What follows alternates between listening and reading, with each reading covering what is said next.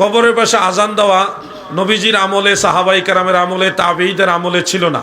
মূলত মুসনাদে আবদ ইবনে হুমাইদ এবং অন্যান্য কিতাবে যেটা আছে, সাহাবাই কেরাম লাশ দাফনের পরে তাকবীর বলতেন, আল্লাহু আকবার, আল্লাহু আকবার, এইভাবে জোরে জোরে তাকবীর দিতেন লাশ দাফনের পরে।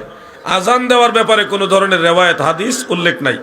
তবে পরবর্তীতে ফুকাহে কেরামের কেউ কেউ বলছে আজান দেওয়া বিদাত, কবরস্থানে আজান দেওয়া বিদাত। আবার কেউ কেউ বলছে 10 জায়গায় আজান দেওয়া জায়েজ, এর মধ্যে কবরস্থানের কথাও আছে। সেই হিসাবে অনেকে ওই ফতোয়াটা ফলো করে, যেহেতু 10টা জায়গায় আজান দেওয়া, ওই ঝড় তুফান, ঝড় ঘূর্ণিঝড় আসলে আজান দেওয়া জায়েজ আছে। বাচ্চা কাচ্চার জন্ম হইলে আজান দিতে হয়, একামত দিতে হয়, আগুন লাগলে আজান দিতে হয়, এরকম 10টা জায়গায় আজান দেওয়ার বিধান আছে। এর মধ্যে একটা হলো কবরস্থানে আজান দেওয়ার মাসালা আছে ফতোয়া শামিতে।